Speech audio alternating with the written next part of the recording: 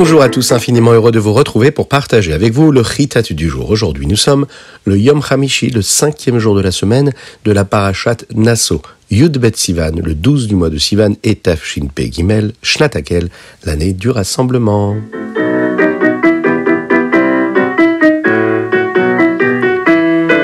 Et nous allons commencer tout de suite par le Chumash, et nous sommes dans le Hamishi. Aujourd'hui, nous allons voir ensemble comment les bénis Israël, le peuple juif, a commencé à marcher dans le désert, à démarrer son voyage. Le Chaf Iyar, le 20e jour du mois de Iyar, les nuées sont montées, se sont détachées du Mishkan, et les bénis Israël ont commencé leur voyage depuis le mont Sinaï jusqu'au désert de Paran. D'abord, nous avions la tribu de Yehuda, Issachar et Zevoloun, qui se sont eux préparés à ce voyage. Pendant tout ce processus-là de préparation, les Kohanim ont recouvert les ustensiles du Mishkan afin de le préparer à ce grand voyage. Et ensuite, les bénis Israël ont commencé à voyager. Il y avait donc la première tribu, celle de Yehuda, d'Issachar et de Zevoloun. Ensuite, nous avions Gershon et Merari, qui eux portaient le Mishkan. Et ensuite, nous avions la tribu de Réhouven, de Shimon et de Gad. Et ensuite, Kehat, qui lui portait les ustensiles du Mishkan, eux sortaient juste après Gershon et Merari, afin de faire en sorte que quand ils arriveront à un endroit où ils pourront camper, les tribus de Gershon et Merari auront déjà eu le temps de commencer à construire le Mishkan, afin qu'on puisse y faire entrer les ustensiles qui allaient arriver lors de ce voyage.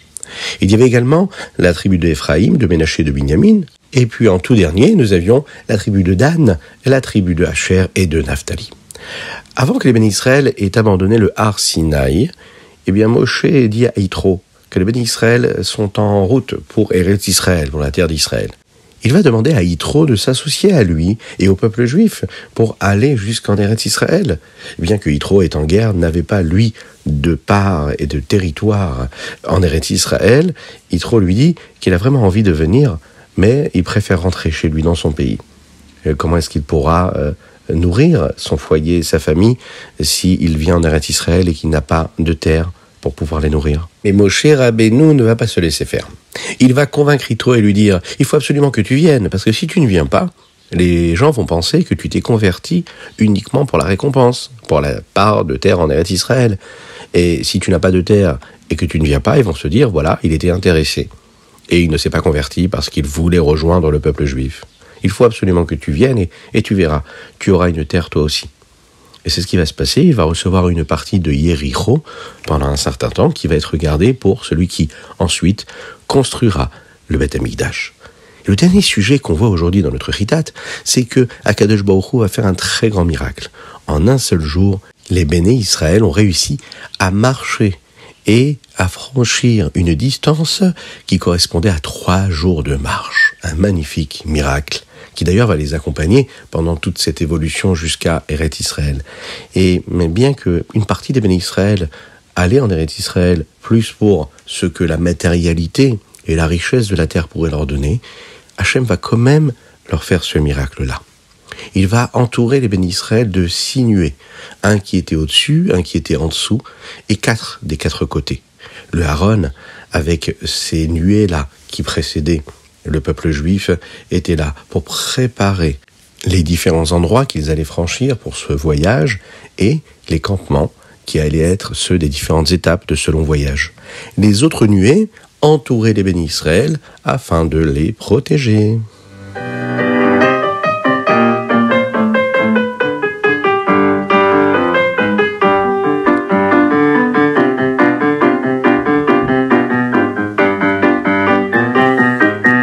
Et nous passons au Teilim. Aujourd'hui, nous sommes le 12 du mois de Sivan et nous lisons les chapitres Samervav au Samerchet. Dans le chapitre Samervav 66, il est dit comme ça « Afar yam la yabasha » Hachem a transformé l'eau en terre sèche. À quel moment? Eh bien, nous parlons de la Kriyat Yam-Souf. Vous savez, quand les bénis Israël sont sortis d'Égypte et que la mer s'est fendue en deux et que la terre s'est asséchée afin qu'ils puissent marcher et avancer. La Chassidut nous explique que c'est exactement ce qu'il va se passer lorsque Mashiach arrivera très rapidement. En général, l'eau, c'est ce qui recouvre la mer. Mais lorsqu'Akadosh Baruch Hu transforme la mer en terre sèche et ferme, comme au moment de Kriyat Yam-Souf, eh bien on peut voir ce qu'il y a à l'intérieur de la mer. C'est-à-dire que nos yeux peuvent voir ce qui nous est caché. Lorsque Mashiach viendra, on pourra voir tout ce qui est caché, tout ce qui est voilé. Aujourd'hui, on ne peut pas voir comment est-ce que Dieu crée chaque chose dans le monde, mais lorsque Mashiach viendra, on pourra voir la présence et l'essence de Dieu, l'infini du Saint béni soit-il, qui crée chaque chose à chaque instant.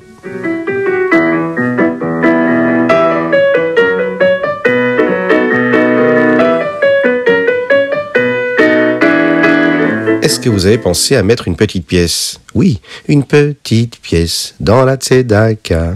Et Mashiach arrivera. Donc, surtout, n'oubliez pas de mettre la tzedaka. Nous allons passer tout de suite au Tanya. Nous sommes dans le Perek Dalet, le chapitre 4 du Sha'ar HaIchud Va'emunah. Yud Bet Sivan Shana Pshuta. Akadosh Baruch Hu a différents noms qui le représentent. Le premier nom, c'est Yud Ke Vav Ke, Hachem. Et le deuxième, c'est Elohim. Nous allons un peu plus tard étudier ce qu'est le nom de Elohim, mais commençons d'abord par les lettres qui constituent le premier mot Yud Ke Vav Ke. Havaya, ces lettres-là créent un autre mot, le mot de Havaya, qui veut dire la création, c'est-à-dire entraîner, faire que quelque chose puisse se passer. Akadosh Baruch Hu a été appelé par ce nom-là parce qu'il crée et c'est lui qui est la cause de tout ce qui se passe dans le monde. Ce que nous appelons Yesh Me'ayin, du néant à l'existant, ex nihilo. Il n'y avait rien et il y a. Comme nous l'avons dit un petit peu plus tôt, Hachem fait ça à chaque instant de notre existence. Il renouvelle le monde du néant à l'existant. Oui, mais voilà. Dans notre quotidien, Akadosh Baruch Hu se cache de nous l'avons vu dans le Tehillim encore aujourd'hui.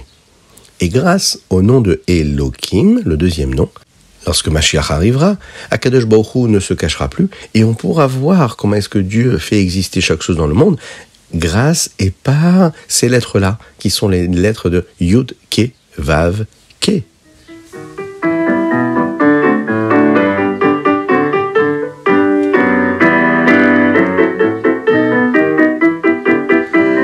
Et nous passons au Hayom Yom, aujourd'hui Yud Bet Sivan. Lorsque l'on fait la bénédiction de chez Akol Nia Bidvaro, vous savez, lorsqu'on mange un bonbon par exemple, pas trop, c'est mauvais pour les dents.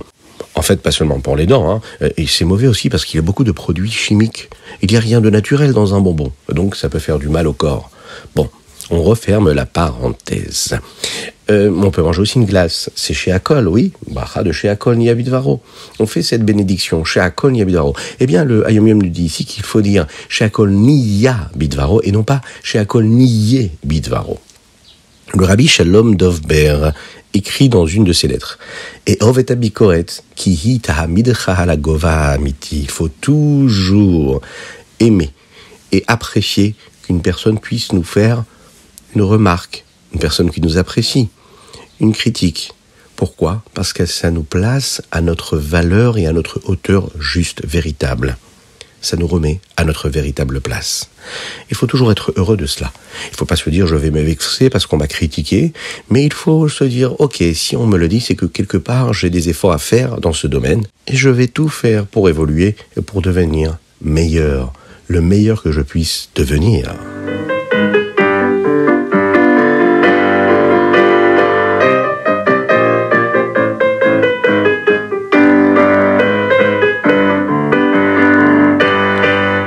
Et nous passons au Rambam. Aujourd'hui, nous sommes dans les Ilchot Shabbat et nous allons apprendre les chapitres Tet, Yud et Yud Aleph.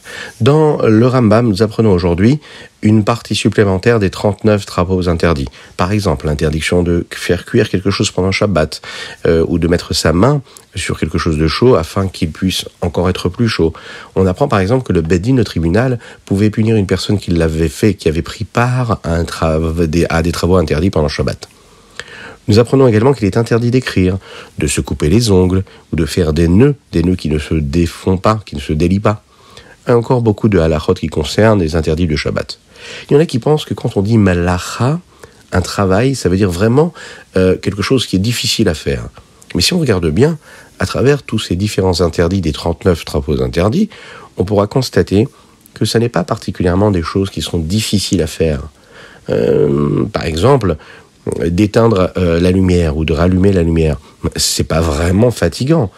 C'est pas fatigant non plus de faire un nœud ou de défaire un nœud, ou de sortir de chez soi à la maison si on peut pas porter dehors. Ça n'est pas vraiment fatigant.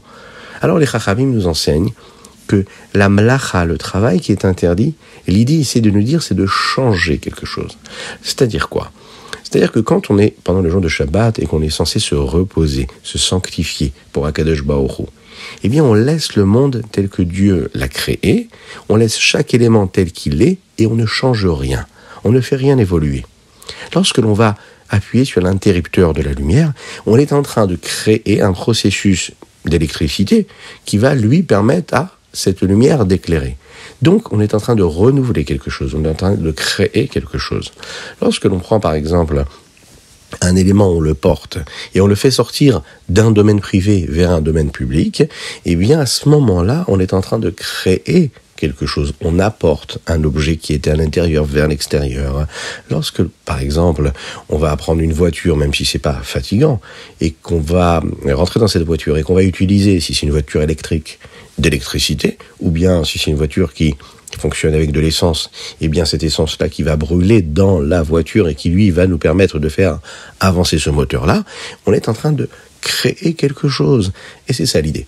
Pendant toute la semaine, on est là et on fait partie du projet de Dieu, à savoir de transformer chaque élément. On crée, on transforme, on fait évoluer tous les éléments de la nature avec Dieu et par sa force. Aujourd'hui, le jour de Shabbat, on se repose et on ne fait que ce que Hachem veut à travers la sainteté, la spiritualité de tout cela. On sert Dieu à travers ces objets initiaux, tels qu'ils ont été créés, tels qu'ils ont été déjà conçus juste avant le jour de Shabbat.